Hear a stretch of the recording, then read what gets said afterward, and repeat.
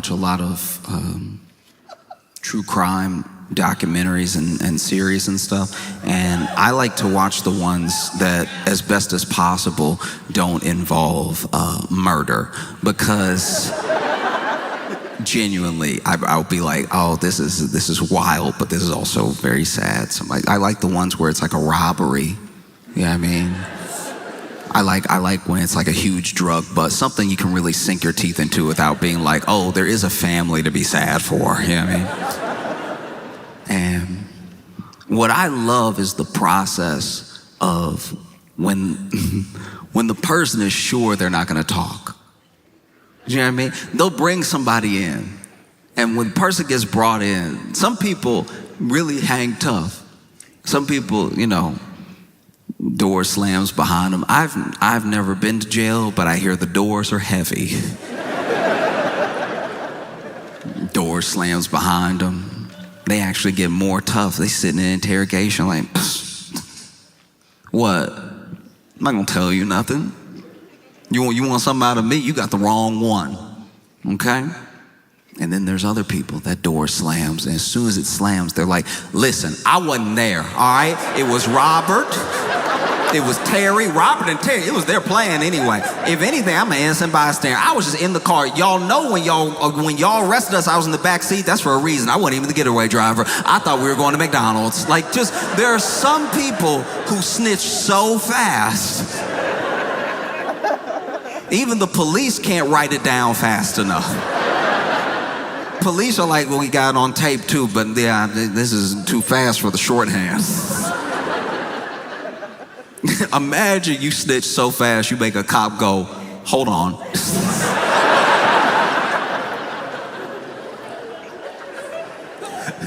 Take a breath.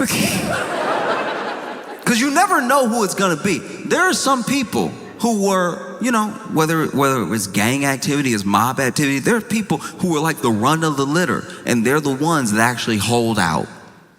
They're like, I'm not telling you anything. I don't even think you have enough on me. Let's play, let's roll the dice. And then there are people, no matter how tatted up, no matter how affiliated, it might even run in the family. They might be somebody who is third generation, but they don't wanna be in prison. They don't want to be in jail. And so as soon as they have the opportunity, they tell them everything. Things they didn't even ask. You see a lot of it, you know? Then you have people who at first don't tell. Then they're ready to talk after like a couple years. You know what I mean? After a couple years, you know, have enough mold on your sandwich that you're like, it's really not worth it. Like, nobody coming to visit me. Like, no. That's what makes me wonder what must be going through Ghislaine Maxwell's mind. You know what I mean?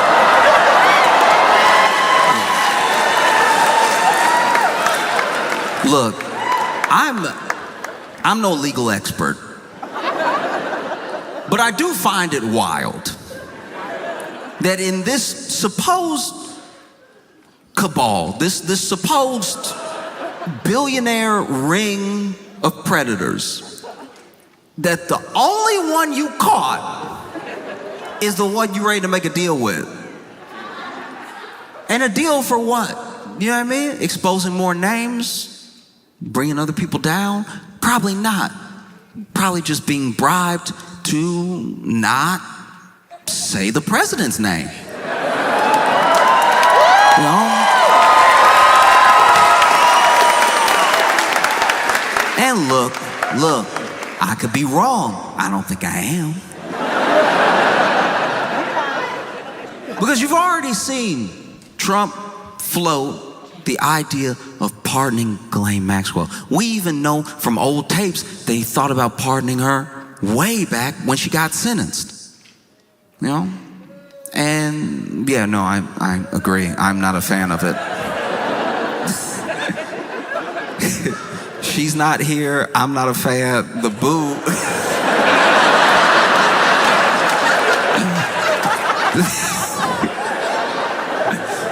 this is somebody's essence being booed. Like,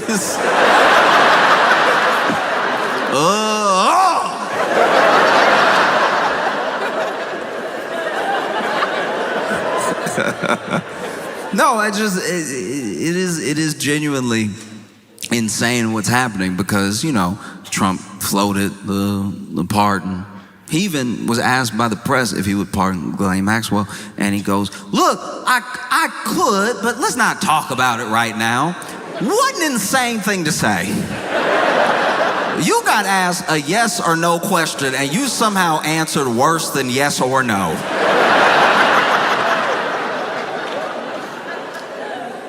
I've never been doing a test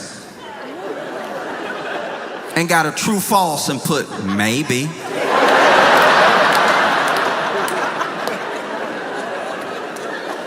I don't know, you the teacher, you tell me.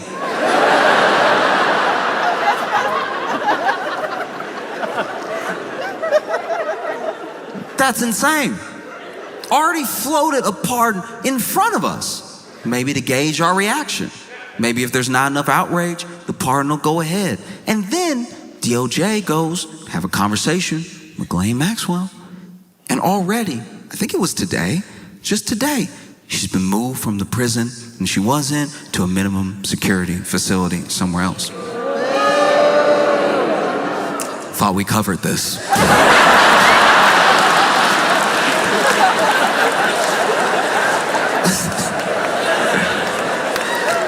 I too hope she can feel your booze. I hope booze work like laxatives, Ghislaine Maxwell just sitting in jail right now. Booze don't travel that fast, and so it comes in waves out of nowhere. She's having a conversation. Oh yeah, Trump and Epstein were there. Ooh.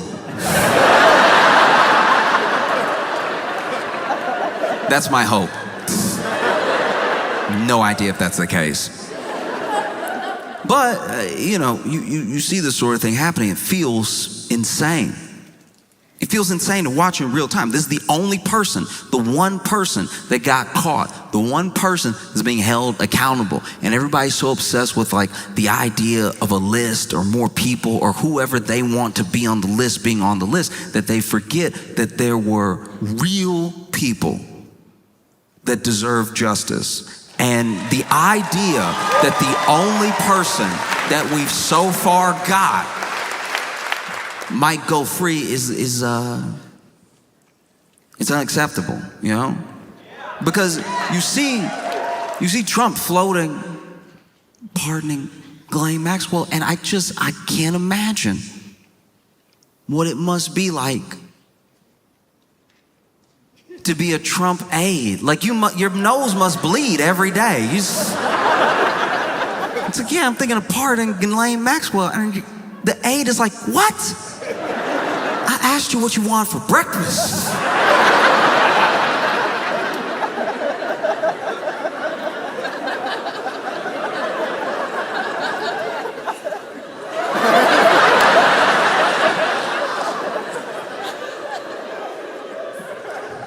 If anything, I think I am a little bit, I'm trying to figure out how to put this. I feel sorry for my friends who didn't see it coming, because they still believed in a system, and they still believed in laws, and they believed that jail existed for a reason, and I am, I'm black. So I kind of saw a good portion of this coming. It's anyone who's genuinely shocked that Ghislaine Maxwell might get a pardon and that she's already been moved to a minimum security prison after being convicted, but then talking to the DOJ under new light. Anyone who's surprised by that has never watched the first 48 before. And they think that people aren't going to see through it. This is a lot like when you're in school and you didn't do your homework, but you remembered there was homework right as the teacher says, pass up the homework. And so you fighting. You've never worked a pencil harder. You fighting to get words on a page. It doesn't even make sense what you're saying. It's you going over the whole scarlet letter as fast as you can. And then you pass it up. Teacher collects all the papers, and you think, maybe I got away with it. All we had to do was 300 words, summarized in the last chapter of Scarlet Letter. I think I did it, pulled it off. Felt like 300, might have been 290. And then class is going on. Maybe you have to read while the teacher grades the homework, and then the teacher says your name. Calls you up to the front. You're like, okay, don't panic. Maybe I did a good job so fast she's impressed. That's a possibility. And then you walk up to the front, and the teacher's like, did you do this just now? And you don't know what to do. You're caught. You're caught. She caught you. But there's another part of you that's like, maybe if I die with the lie, she'll believe me. What? Just now? No, I did this at home. And she's like, you sure? You're like, uh-oh, she's on to me. Yes, I did this at home. And then she was like, oh, okay, great, that's good news. I was worried that you did it just now, which means you wouldn't have your math homework. And then you remembered that this has been math class the entire time.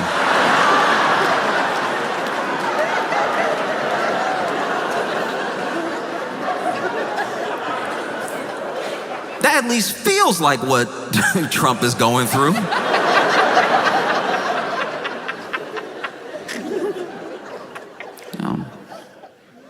Because if Trump was smart, he would have done all this stuff a long time ago when it could have maybe still been believable.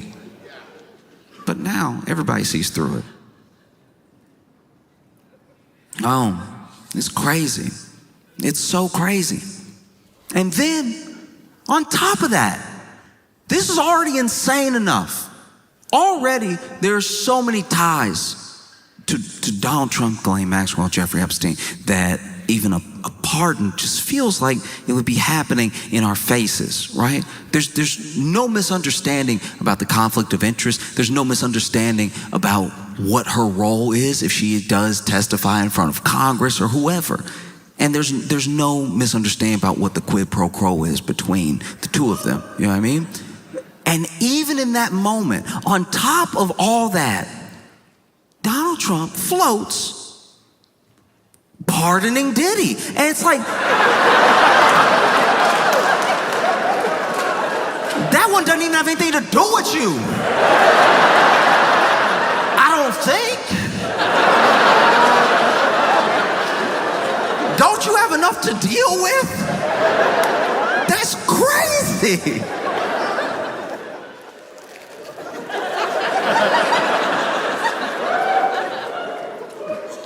As someone who is not in jail, I'm sweating about everybody who's about to be out of jail. This is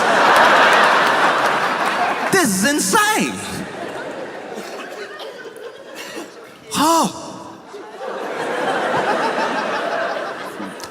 So then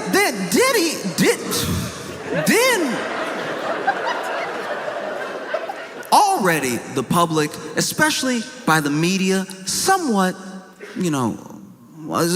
potentially unintentional, but the media did a disservice to the public when it came to Diddy's trial, because there's a lot that we know of Diddy.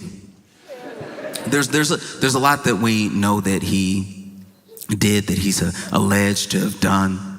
And I think that the state put forward a remarkably bad case to try to lock Diddy up, because I think from the public's view, they see the trial and you see it through the lens that the media is selling. The media wants you to keep watching, they want you to tune in every day, and so they make it look like he's about to do 10,000 years, right? They really hype this thing up. They never really mention that all the while the trial is going on, pieces are getting dropped. Left and right, charges are getting dropped. There's things that the state is focusing on. There's things that the state is dropping. There's things that we understand that Diddy is at least allegedly done from all the documentaries that came out. You would think that Diddy was 16 OJs, the way that he had documentaries coming out about him every month. Everything Diddy ever did to anybody, they got their own documentary on Tubi, on HBO, on Hulu. Everywhere. Oh, he hung me out of a window. Like just nonstop stories, right? But it's important to remember what he's being charged with and what he's on trial for. So then things would even come up during the trial. Things that are illegal, that they were just talking about plainly, all to get to the thing he's actually being charged with. So as bad as this testimony sounds, and as many things that are going on, you have to remember these are not the things he's being charged with. And I think that media got carried away. I think the news got carried away because they finally had something juicy, something big, something that they knew was going to last for days, weeks, months, that wasn't the same old stuff, something that had a bunch of intrigue in it. Apparently there's all these tapes. Apparently he has all this blackmail on all of Hollywood. There's all these things that were supposed to be coming out during the trial, you know? And then the state supposedly makes their case. They read out the verdict. Everyone is sure that this man is about to do 10 million years. And then they read the first one, not guilty. And they start reading them, and there's 5 charges, and 3 of them not guilty. The 3 that carried the most weight, the 3 that had like a minimum 15, 20 years, you know? And then there's 2 misdemeanors. Those 2 misdemeanors he is found guilty of. The people are perplexed. How is he found guilty of these things that are at least tangentially related to the other charges that he hasn't been found guilty for? What's happening, right? And those charges, the things that he was convicted of, they don't carry some mandatory minimum. You know, he could get time served. He could get up to 10 years. He could still do 20 years. But it's not likely that he'll do 20 years because that is the most extreme of cases where you give people the maximum. And I even rewatched a little bit of the reading of the verdict, and I just thought to myself, could get time served. Why would you bother pardoning him? Like, he might already be walking out of jail that day. That's such a crazy thing to do. You don't have enough going on with everybody thinking you were like on an island 152 times or whatever. To be a Trump aide, you must need heart medication because they already try to convince him, look, that looks bad if you just pardon Ghislaine out of nowhere after all this time and everything, after everything she knows and the pictures that y'all are in together, all the pictures that you're in together, all the pictures that you're in together, all the pictures that you're in together, all the pictures that you're in together, the other pictures that you're in together, the pictures that you're in together, all of the pictures that you're in together, plus, she did have 19 phone numbers for you. That's not a good look either. And then Trump says, I see what you're saying. I understand. All right, look, what we're gonna do, we do best, all right? Gonna run a little interference. We're gonna run a little distraction, okay? And we're also gonna pardon Sean Diddy Combs at the same time.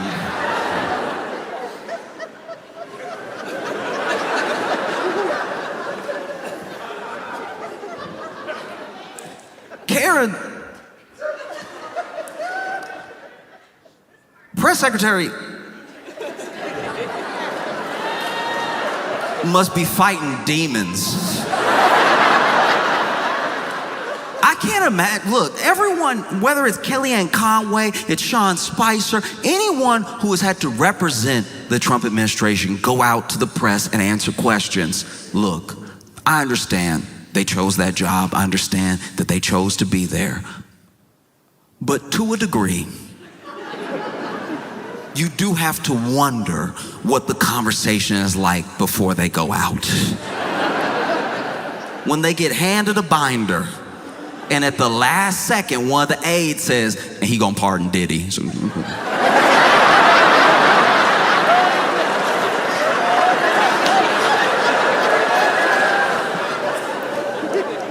no matter who it was, whether it was Sarah Huckabee Sanders, anyone who has represented the administration on the news or in the press room or anything like that, there's at least been 1 or 2 days where they had a 1,000-yard stare because they were like, how am I gonna pull this together? Because look, things came out during Diddy's trial, things that made you think, of course, this jury is gonna find this man guilty. They have to look at everything that they've heard, but you gotta remember the things he was on trial for and the things that they heard didn't always line up. There was one day of testimony that truly blew me away in that case, and that's hard to say because plenty of those days were rough to listen to. But there is one day in particular that has stuck with me in a different way than the other days. It was the day that Kid Cudi testified. Now, famously, still somehow allegedly,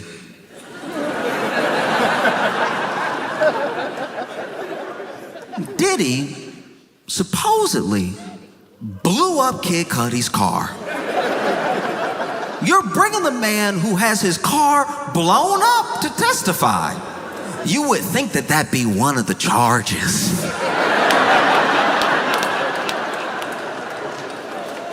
I've never blown up a car in my life.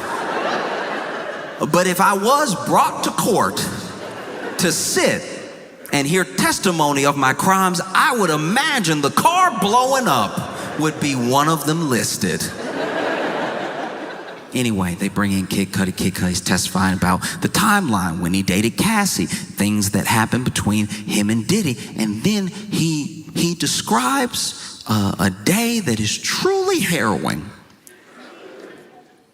Kid Cudi is testifying that while he was gone, he was actually, I believe, spending some time with Cassie, that Diddy hears about the relationship, is very upset about it, and Diddy went to and broke into Kid Cudi's house, right? So already, Diddy in your home, that's terrifying.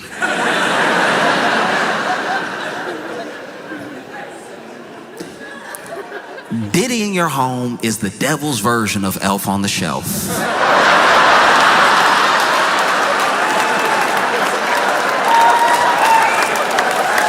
You don't know what he gonna do, you don't know where he gonna be.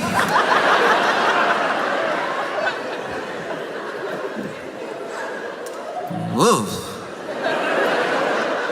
So Diddy was in his home. Now, I'm a little fuzzy on this part, but apparently, I believe at least, that it was Diddy's assistant that called Kid Cudi to let him know, hey, okay, ooh, how do I tell you this? There's no good way. Diddy in your house. He is all up in your house. I mean, I drove him. He made me. He's like, where you live? And I was like, and we went over to your house. And so he's in your house. I'm not now, I'm outside. You know, he told me to wait here. I don't know what he gonna do. And so, Kid Cudi rushes home. And not only is he rushing home, he actually, this is at least as I understand it, must have Diddy's number because they had a conversation. And he was like, yo, you in my house? You in my house? Bass in voice, ready to beat somebody down. You in my house? And apparently, Diddy very calmly said, yeah.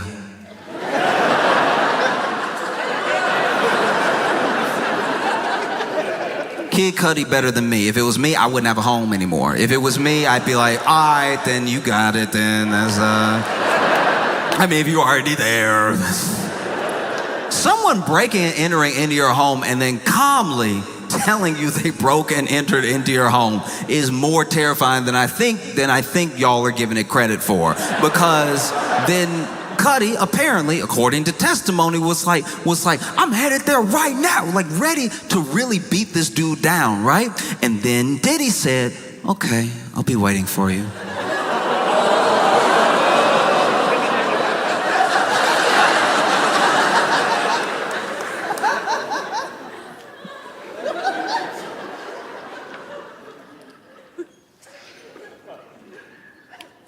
I wasn't in court.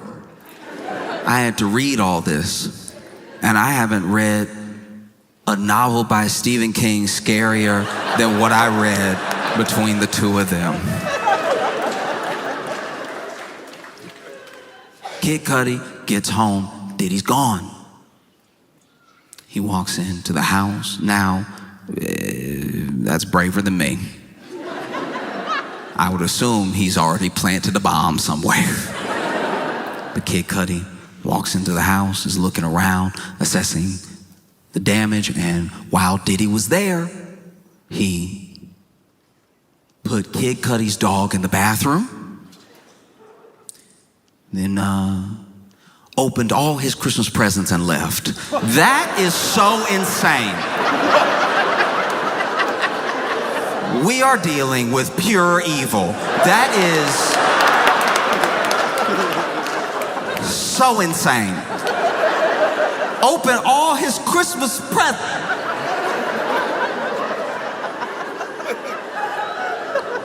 How is he all at once one of the most menacing figures that hip hop has ever seen and a third grade bully? How is it possible that both of these characters hold the same space in the same body? Because that is so particularly evil.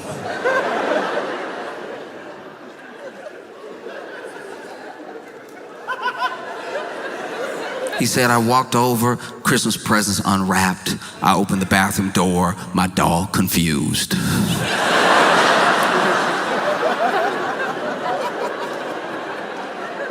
And why wouldn't the dog be confused? Let's, for a moment, if you will, put yourself in the dog's paws, all right? You're a dog. You're a dog. You're a dog. And you're at home, chilling, as you should be. And then the door opens. Oh, Papa? No, it's not the owner that you love. It's Sean Diddy Combs. I don't know what type of dog Cudi has. I don't know if it's a Scooby-Doo type dog, but I imagine any dog would be like, ready?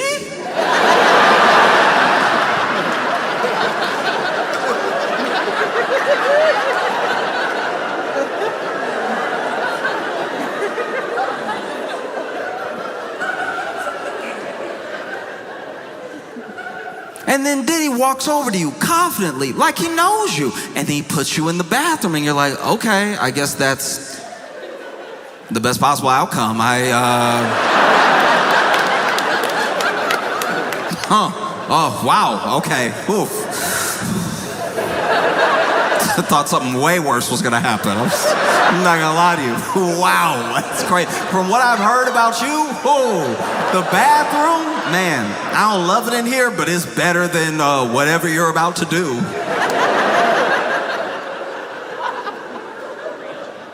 And then Sean Diddy Combs opens all the Christmas presents and goes, well, my work is done here, and exits. This is how evil what he did is. He already messed up the call to the police. Because now you're going to call the police and have to explain to the police that the only thing that Diddy stole from you was wonder.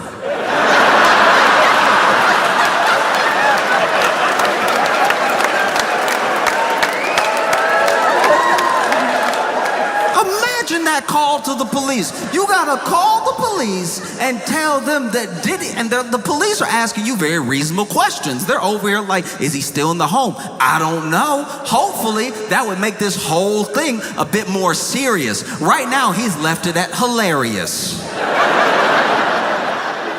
which is a sick thing to do.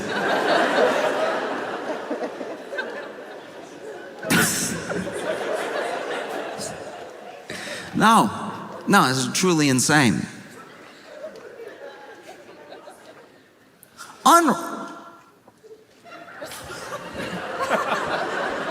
Not even destroyed, unwrapped.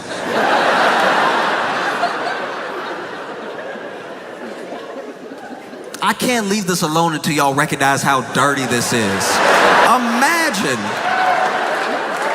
Lots of people here celebrate Christmas. Lots of people exchange Christmas gifts. Imagine if you came home and there just wasn't paper. And now everybody in the family either like happy or disappointed, like, oh, you got me the Theragun that all right, we're like a couple months out, so can I have it now, I guess?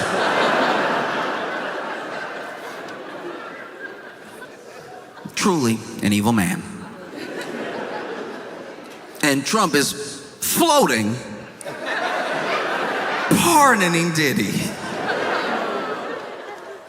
Even before, this was odd, even before this Epstein stuff popped up, Trump had floated the idea of pardoning Diddy mid-trial. And I was like, I didn't know they went together like that. That's weird.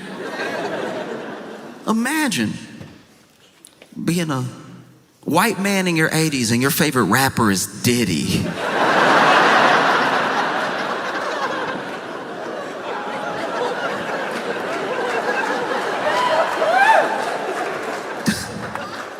No Raekwon, no Rakim, no Run DMC, Diddy. Okay. And even then he had floated the idea of pardoning Diddy. And who knows, maybe something happened. Maybe some money exchanged hands. Maybe somebody said something to somebody and started it in motion and everything. But I can tell you this, justice system aside, the only person working hard to make sure that Diddy doesn't get a pardon, it isn't the state. No. It's not like the DA or the lead prosecutor or anything like that. The person working their hardest to make sure that Diddy does not get a pardon, that he doesn't get released back into society is 50 Cent.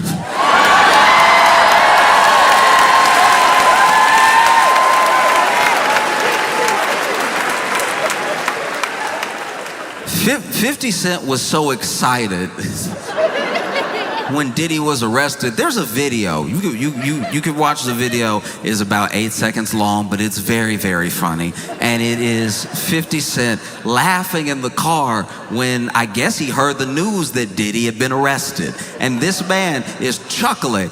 The joy. The joy on this man's face. And then he's chuckling to himself and he goes,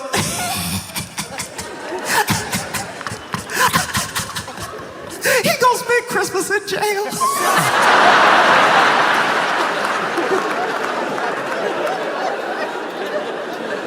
I've never hated anybody that much. That's so good. Oh, he gonna spend Christmas in jail.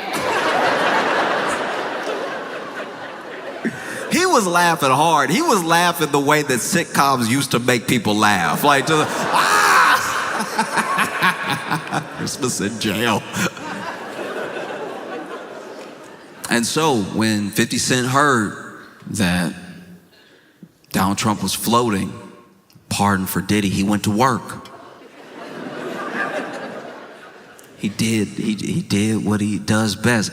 He trolled.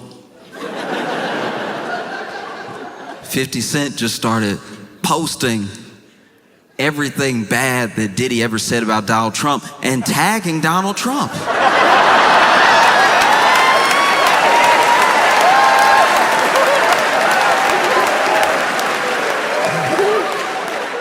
this man, is this your friend?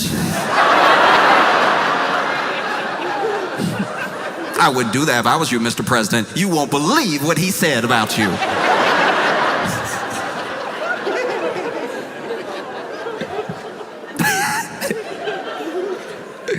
Oh, no. No. No, Donald Trump, this is not one of your African Americans, okay?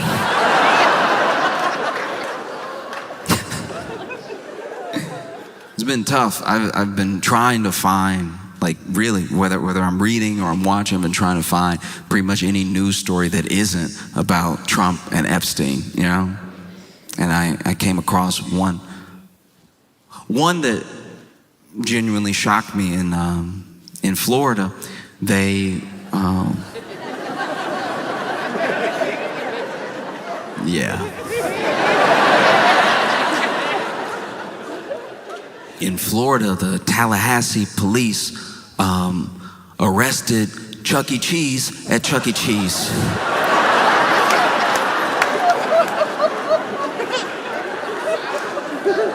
Apparently, Chucky had done some wire fraud.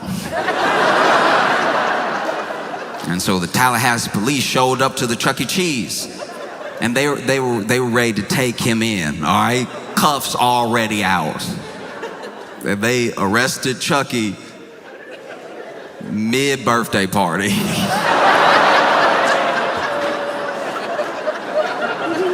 You couldn't wait an hour and a half? You know where he is. It's not like he's gonna get far in the costume. They arrested Chucky. Those poor kids. Imagine. Picture, if you will,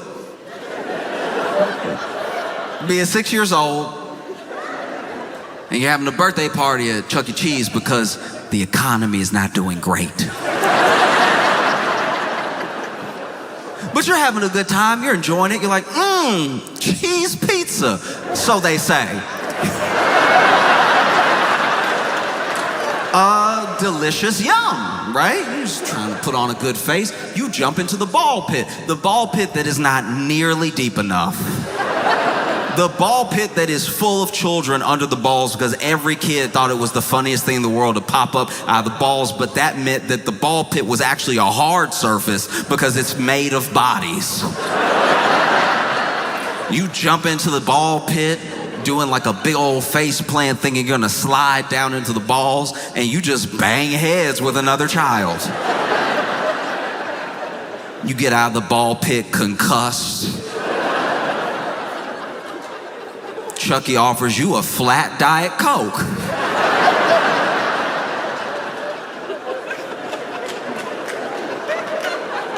Look, there's a hierarchy to costumed mascots.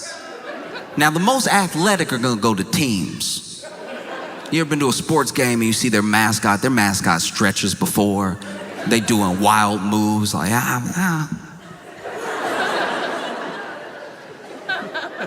You go to Disney, there's a lot of walking, but it's a lot of poise. It's a lot of like the stances, you know. You get somebody that's doing goofy, and they're really doing goofy. They got the, you know.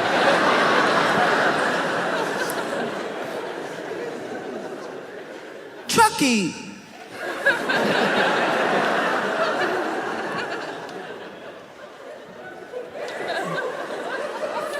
Chucky, as far as like costumed mascots go, Chucky doing a lot of the same.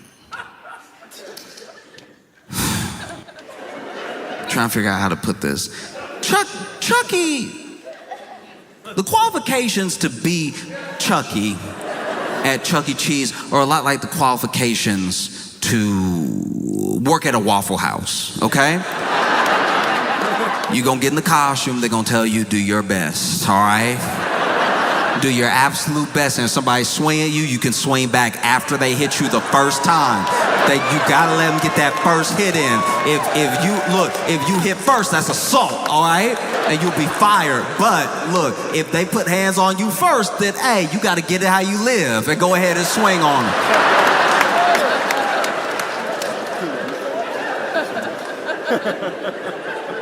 So imagine you're surprised when at your 6th-year birthday party, you're celebrating 6 years on this planet, and it hasn't been a great 6.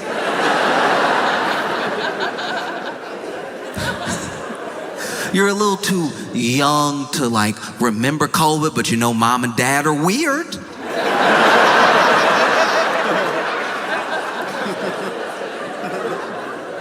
You clapping with your friends.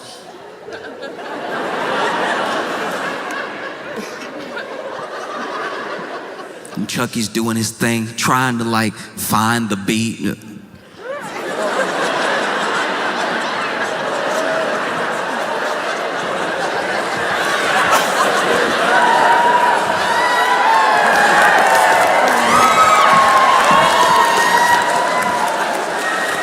And you're like, I think he doing something. I can't tell. And then the Tallahassee police walk in. And they cuff Chucky right there in front of you for wire fraud.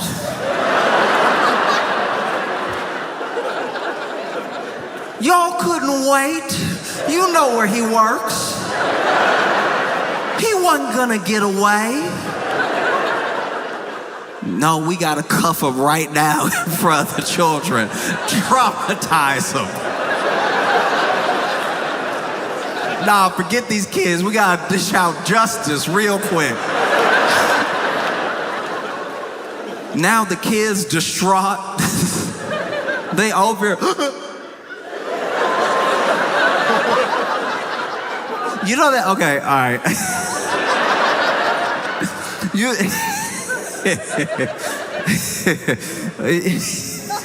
I'm sorry.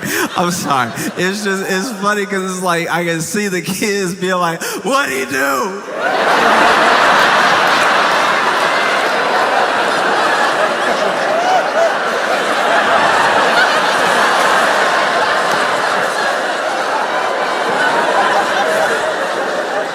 What'd he do?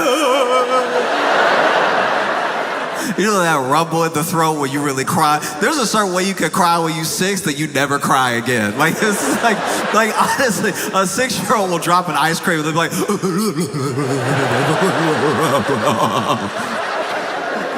just mixing Disney voices, half Ursula, half Jafar.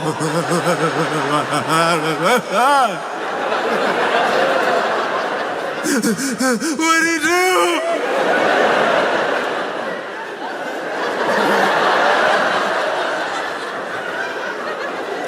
Let him go, he ain't did nothing. Kids out here vouching for him. He was here the whole time.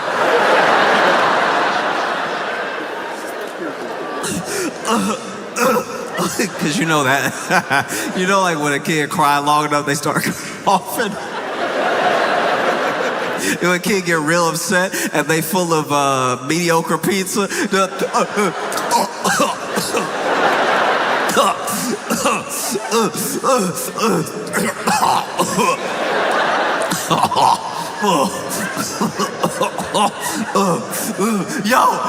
Yo, free Chucky!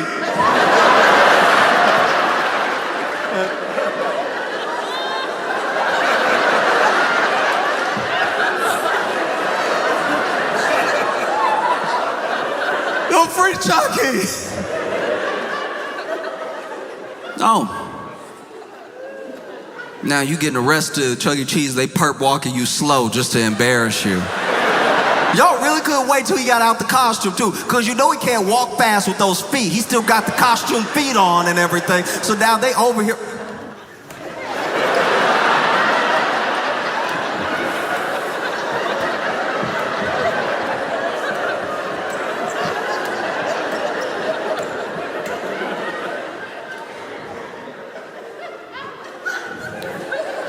They get Chucky outside, slam him up against that car. Boom.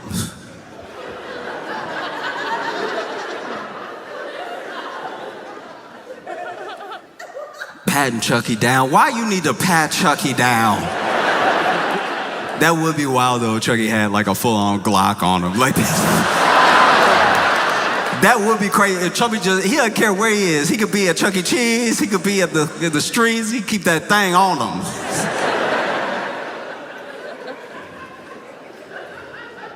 The thing that I think would have been probably the toughest for the police, because I personally read about this. I didn't see video, so I don't know if this happened or not. But it would be hard. It'd be very difficult to, open up that car door. And when they walked him out, they did it in full costume. Like the head was still on. Like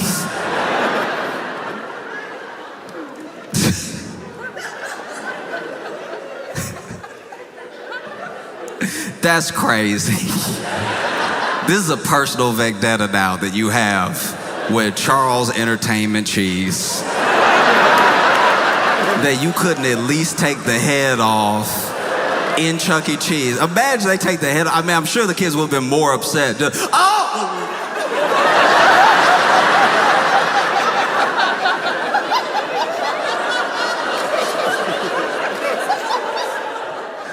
Chucky Black!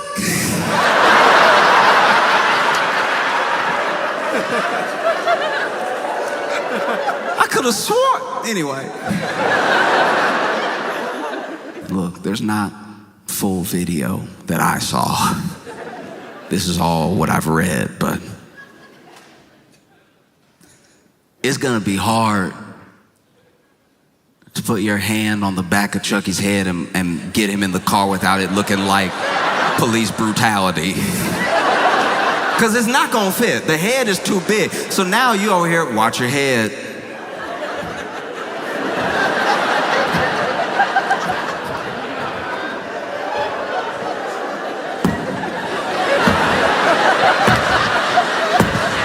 Kids at the glass of the door. You know how Chuck E. Cheese built. They at the glass like, no!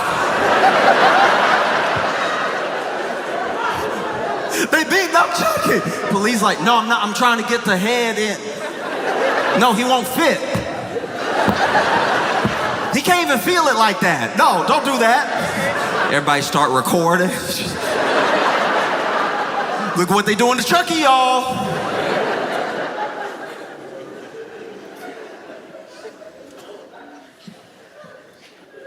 And they take you down to the police station. Perp walking you. Downtown. Imagine if you got arrested that day. For possession of illicit substances. It could be anything. It could be acid, it could be shrooms, it could be anything. And you got arrested for possession. You're not a dealer. They caught you doing essentially a victimless crime, trying to enjoy yourself, enjoy your Saturday. Maybe you don't have your life together. Maybe you're not invited to your kid's birthday party.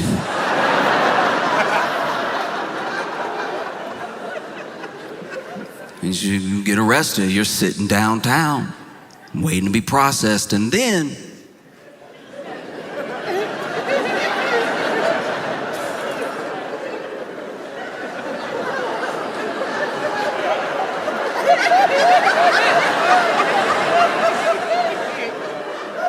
Ayo.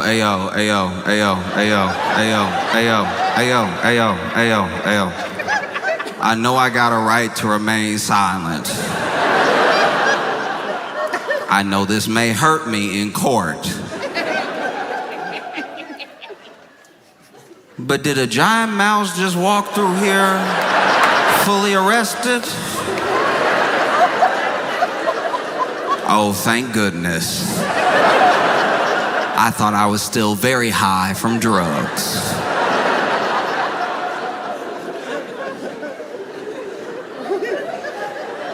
It's insanity, you know what I mean? Now you gotta do everything. How you gonna take Chucky fingerprints? These aren't even functional. I don't know if they feet or hands, but they're not. mug shot too. Those mug shots are cold. They're just like, ready, face me.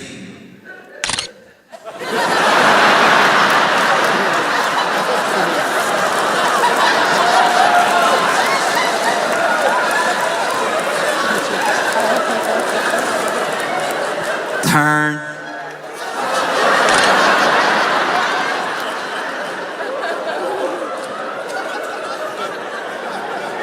Turn.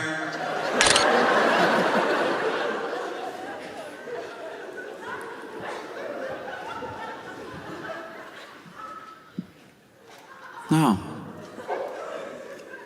Now you gotta sit in holding. Imagine, all you did was get a little drunk. Maybe get into a fight at a bar, you sitting in the drunk tank, and the only other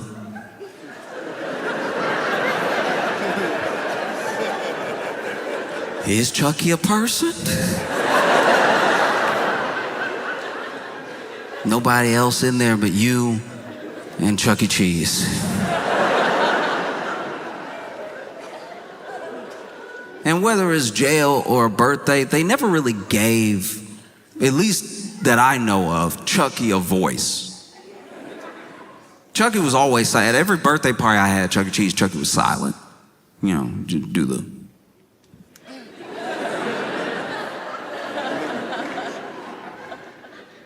Imagine you sitting there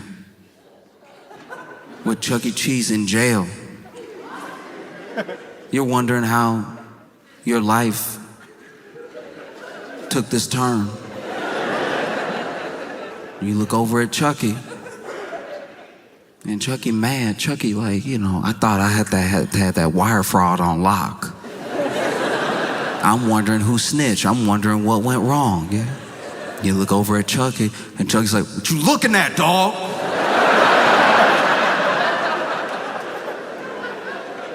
You got a problem? But all you see is...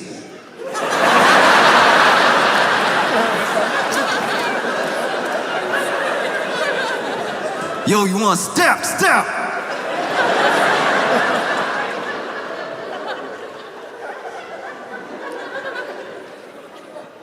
I'm just saying that in this like kangaroo circus of a court and justice system where we know the government is playing in our face, playing with really dangerous people who have done terrible things. If you're gonna pardon Ghislaine Maxwell, if you're gonna pardon Diddy, then at least